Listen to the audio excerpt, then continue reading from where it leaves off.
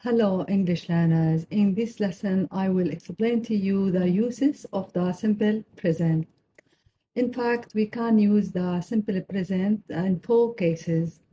The first one is repeated actions or recurring actions or habits.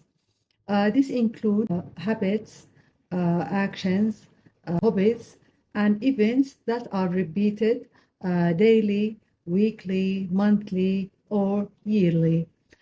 For examples, we can say about habits. She brushes her teeth 3 times a day.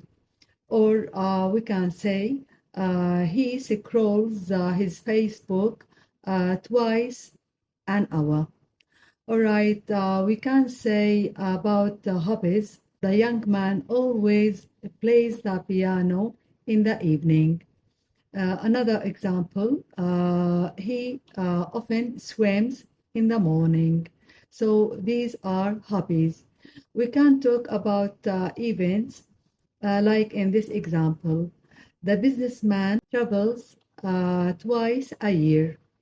All right, we move to the second rule or second case, which is facts. There are two kinds of facts.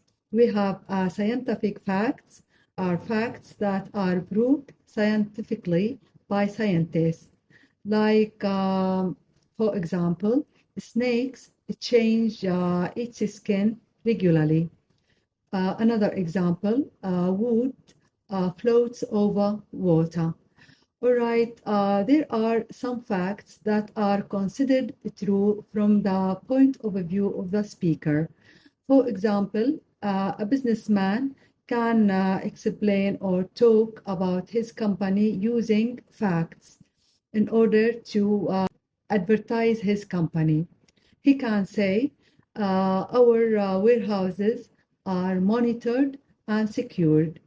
He could also say our prices are acceptable and reasonable.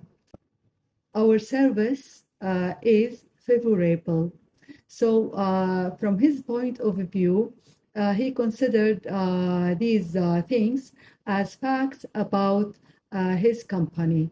So, they are true facts from his point of view and considered true and acceptable to use in the simple present.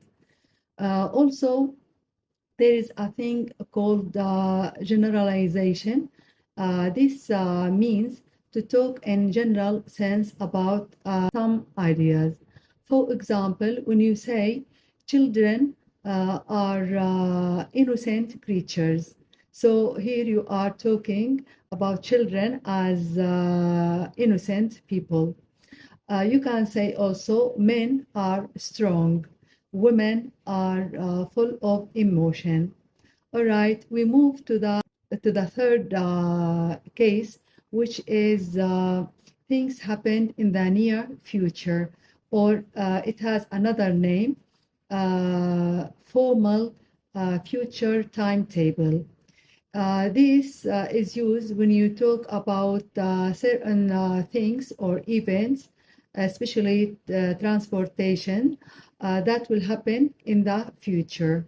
But you use these things using the simple present. You can say the train arrives at 3 a.m.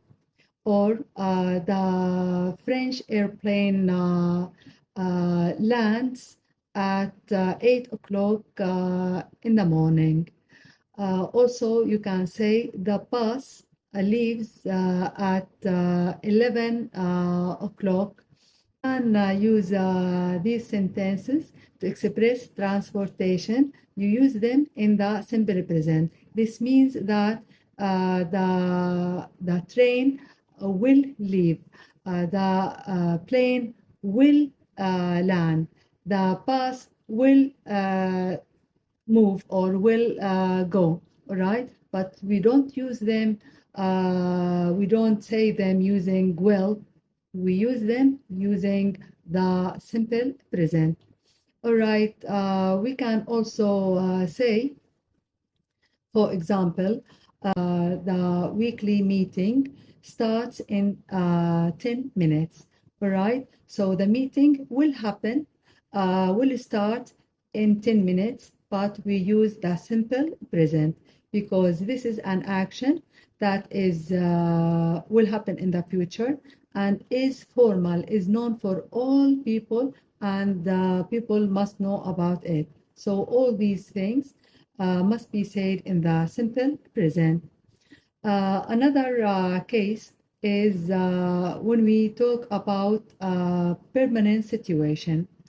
When we talk about permanent situation, we use the simple present. But what do we mean by permanent situation? Permanent means an action that lasts for a long time. For example, when you say, I live in United Arab Emirates, this means that you are a native person and this is your own country, your native country.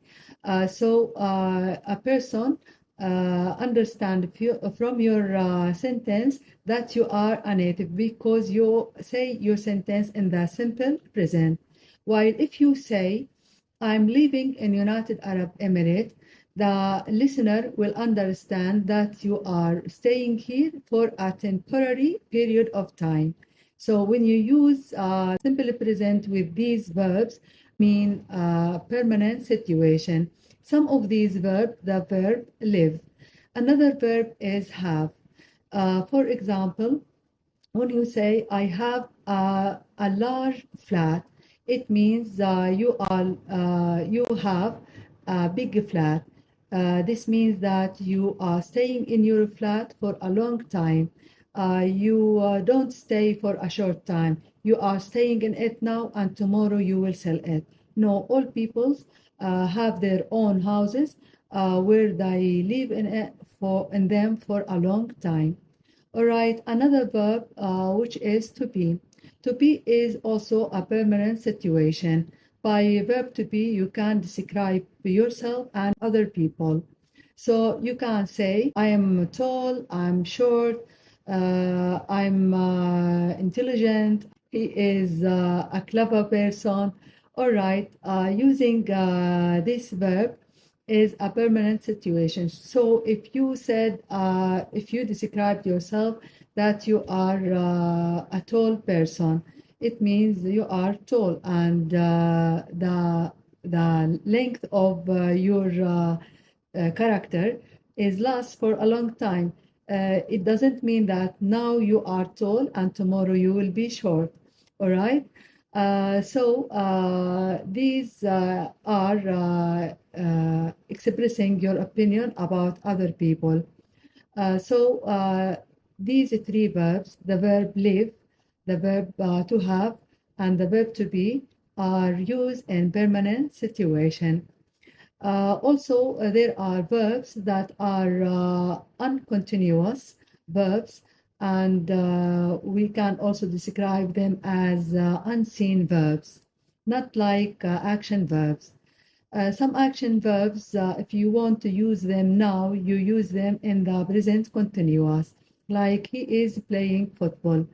While some verbs that express state of mind, like know, understand, believe, think, suppose, realize, recognize, all these verbs are considered as verbs referring to state of mind, and they are used in the simple present and not in the continuous, uh, except in certain cases, some of them. Other verbs, like verbs of emotion, for example, love, hate, fear, envy, all these verbs must be used in the simple present. Also, verbs of position like have, own, possess, also said in the simple present. Verbs of containing like contain, include, also, and other verbs also used in the simple present. So hope you understand the meaning of all cases and to think of them